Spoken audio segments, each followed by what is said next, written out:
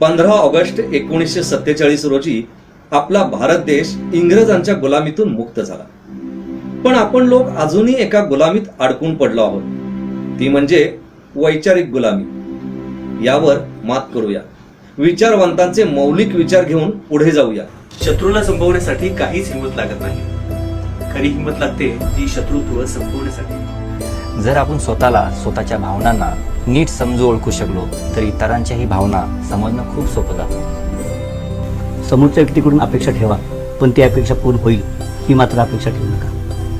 चांगल्या गोष्टी घडत नसतात, त्या घडवाव्या लागतात. त्यासाठी योग्य वेळी योग्य ते निर्णय घ्यावे लागतात. प्रामाणिकपणा ही खूप महागडी वस्तू आहे, त्याची हलक्या लोकांकडून अपेक्षा करू नका. जो त्रास आपल्याला झाला तो इतरांना होऊ नये त्यासाठी प्रयत्न करणे म्हणजेच माणुसकी. माणूस काय आहे हे महत्वाचं नाही, पण माणसामध्ये काय आहे हे खूप महत्वाचं आहे. स्वतःच्या नजरेमध्ये स्वतःला मान समजा, हे जग तुम्हाला आपोआपच मान समजेल. कोण चुकलं, यापेक्षा काय चुकलं हे पाहिलं तर प्रगती नक्कीच होईल. समोरच्या व्यक्तीच्या चांगल्या गुणांसोबत वाईट गुणांनाही स्वीकारणं ही यशस्वी नात्याची पहिली पायरी असते.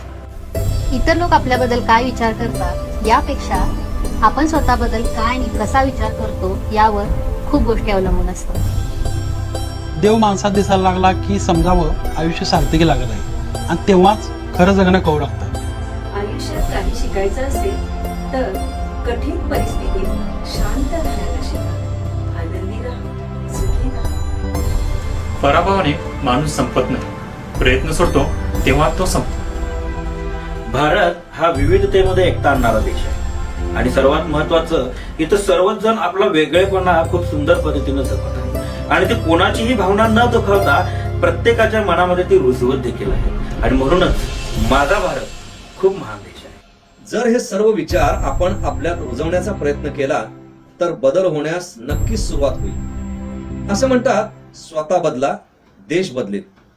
चला तर मग साजरा करूया या वर्षीचा 15 ऑगस्ट संकुचित विचारांच्या गुलामीतून मुक्त होण्यासाठी.